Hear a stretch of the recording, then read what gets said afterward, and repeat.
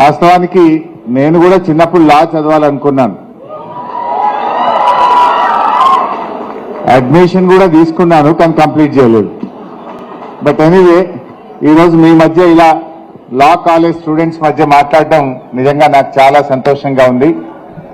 ముందుగా మీ అందరూ త్వరలో లా పూర్తి చేసుకొని నల్లకోట్లు వేసుకొని న్యాయస్థానాల్లో అడుగు పెట్టబోతున్నటువంటి మా ప్రియమైన విద్యార్థిని విద్యార్థులకు నా హృదయపూర్వకమైనటువంటి శుభాకాంక్షలు, అభినందనలు.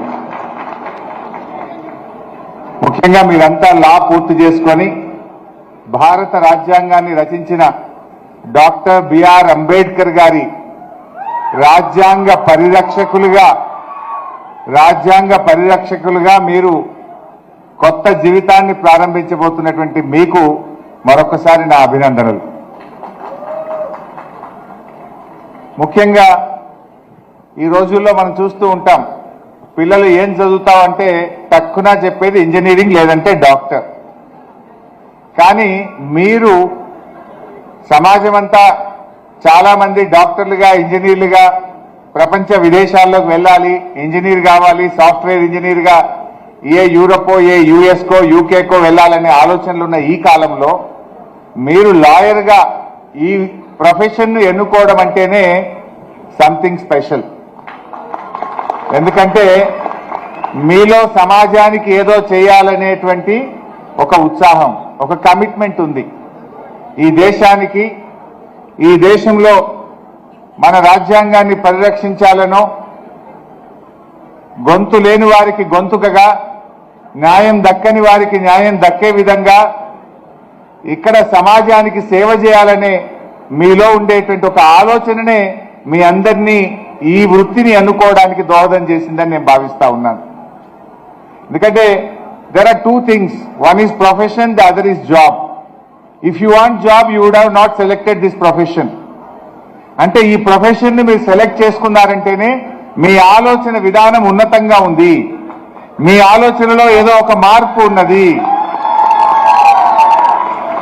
ఈ భారతదేశంలో ఈ దేశ స్వాతంత్రం నుంచి మొదలుకుంటే అనేక సామాజిక ఉద్యమాల్లో కానీ, తెలంగాణ ఉద్యమంలో కానీ న్యాయవాదులే అగ్రభాగాన ఉన్నారు. గాంధీ గారు కావచ్చు, డాక్టర్ బాబాసాహెబ్ అంబేద్కర్ కావచ్చు, మౌలానా అబ్దుల్ కలాం కావచ్చు, సర్దార్ వల్లభాయ్ పటేల్ కావచ్చు, ఎవరు చూసినా ఆనాటి స్వాతంత్ర పోరాటంలో అగ్రభాగాన ఉన్నది న్యాయవాదులే. తెలంగాణ ఉద్యమంలో కూడా నేను చాలా దగ్గరగా చూశాను. తెలంగాణ ఉద్యమంలో కూడా అగ్రభాగాన నిలబడ్డది న్యాయవాదులే. ఆ రోజుల్లో సాగరహారం జరిగినా, మిలియన్ మార్చ్ జరిగినా, రైల్ రోకోలు జరిగినా, జాతీయ రహదారుల దిగ్బంధం జరిగినా, ఉస్మానియా యూనివర్సిటీలో జరిగే పోరాటాలకు అండగా నిలబడ్డది కూడా న్యాయవాదులే. సామాజిక స్పృహ, సామాజిక చైతన్యం మా న్యాయవాదుల్లో ఎక్కువ ఉంటుంది. ఏ సామాజిక ఉద్యమమైనా, ఎక్కడ పోరాటాలు జరిగినా ఆ పోరాటంలో న్యాయం ఉందంటే, ఆ పోరాటంలో ధర్మం ఉందంటే దాని వెనుక న్యాయవాదులు ఉంటారు. ఎక్కడైతే న్యాయవాదులు ఉన్నారో అక్కడ తప్పకుండా విజయం సిద్ధిస్తుంది, ఆ పోరాటం గమ్యాన్ని ముద్దాడుతుంది. అలాంటి గొప్ప ఉదాహరణలు ఈ దేశంలో, ఈ రాష్ట్రంలో ఎన్నో ఉన్నాయి. మరి మీరు లా స్టూడెంట్స్ గా ఈరోజు బయటకు రాబోతా ఉన్నారు. ముఖ్యంగా నేను ఒకటే చెప్తా ఉన్నా, మీరు ఏ లక్ష్యంతోనైతే, ఏ ఆలోచనతోనైతే ఈ ప్రొఫెషన్లో అడుగుపెట్టారో చివరి దాకా కూడా దాన్ని కొనసాగించండి. మార్టిన్ లూథర్ కింగ్ గారు ఒక మాట అన్నారు, injustice anywhere is a threat to justice everywhere అని మార్టిన్ లూథర్ కింగ్ గారు అన్నటువంటి విషయాన్ని మీరందరూ కూడా గుర్తుపెట్టుకోవాల్సిన అవసరం ఉంది. జాబ్ కావాలంటే ఈజీగా ఏదో ఒక జాబ్, ఐటీ జాబ్ కొట్టేయచ్చు. ముఖ్యంగా ప్రొఫెషన్లో చాలా కిక్ ఉంటుంది, ప్రొఫెషన్లో సాటిస్ఫాక్షన్ ఉంటుంది. It may be a doctor or a lawyer or a teacher or a professor.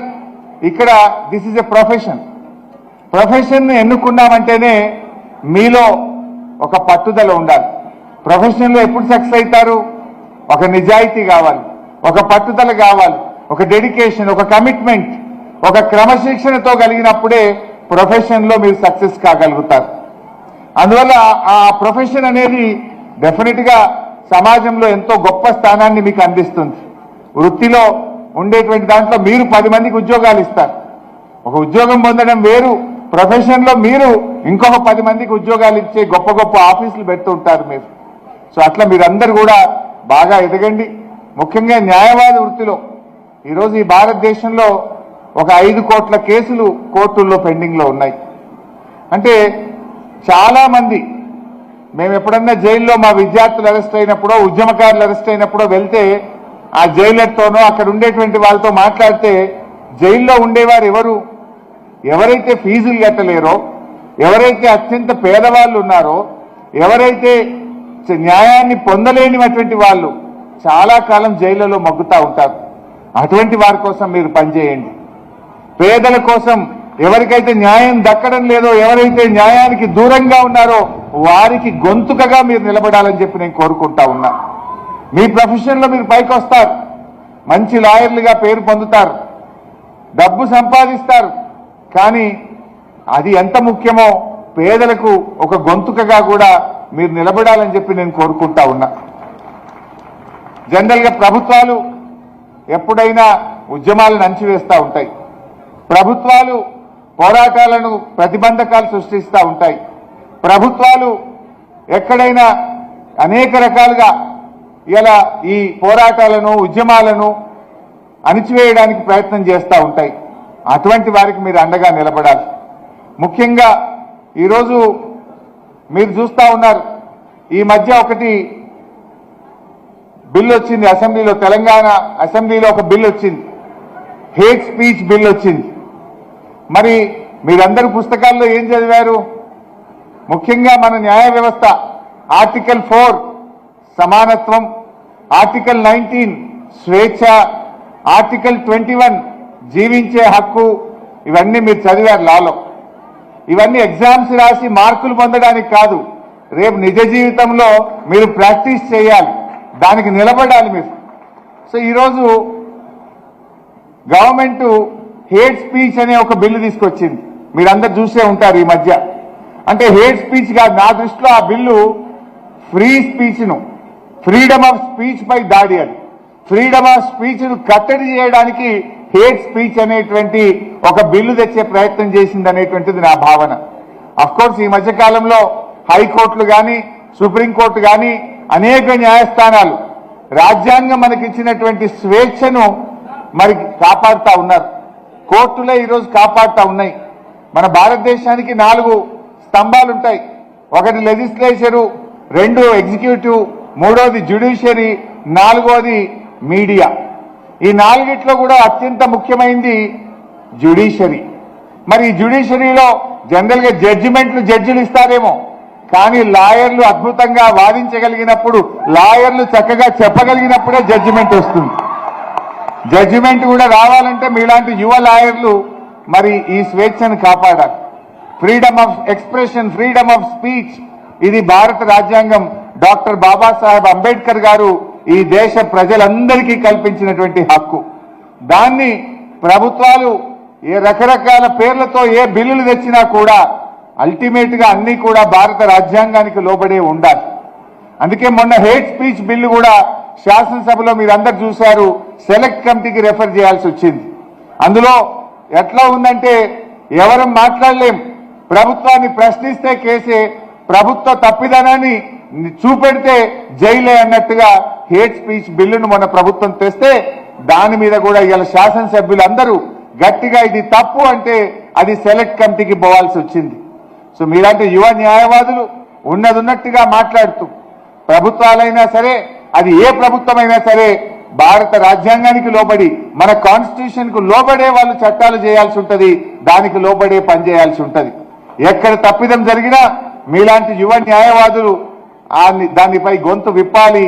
మన భారతదేశానికి భారత రాజ్యాంగం ఏదైతే హక్కులు కల్పించిందో దాన్ని కాపాడడానికి కూడా మనందరం కూడా కలిసి కృషి చేయాల్సినటువంటి అవసరం ఉంది.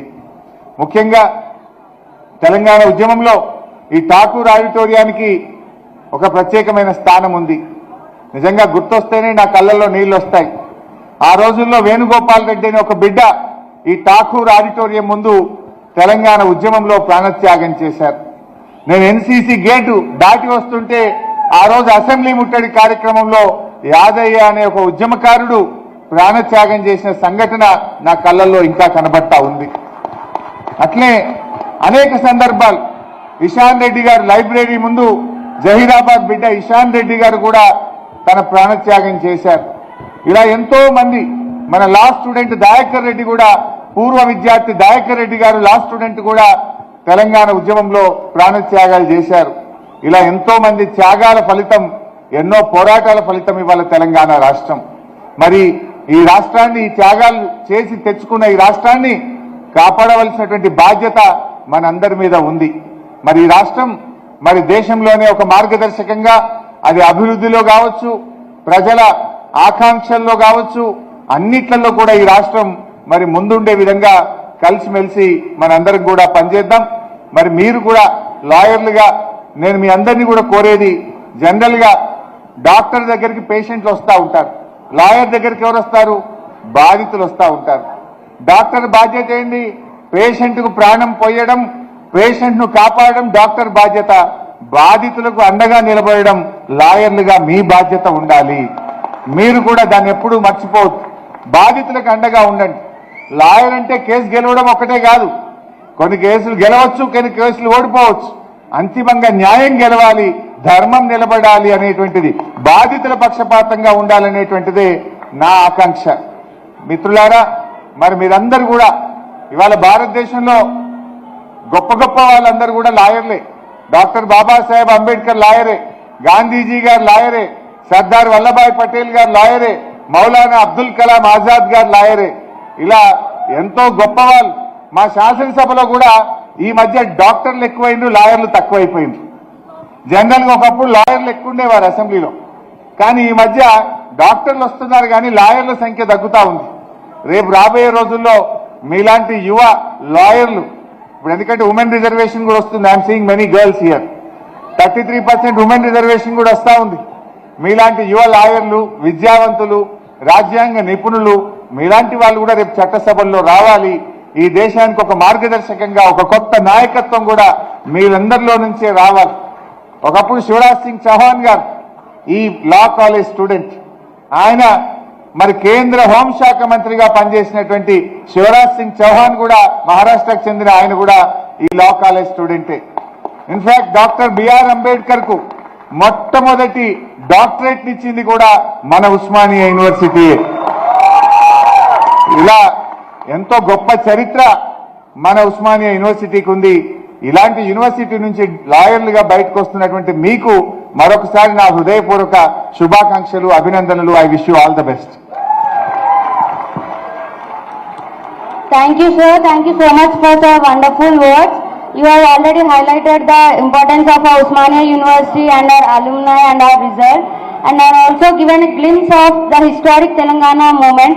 You are truly an epitome of the people's dynamic leader, sir. Thank you, sir. Thank you so much for gracing the event. And I also thank Kasim sir for attending the event. As a token of our respect and appreciation, we would now like to felicitate Harish Rao Garu, MLA Siddipet. May I request Ms. Nagalakshmi ma'am and Uma ma'am, Ushasri ma'am to come out to the dais and felicitate the sir.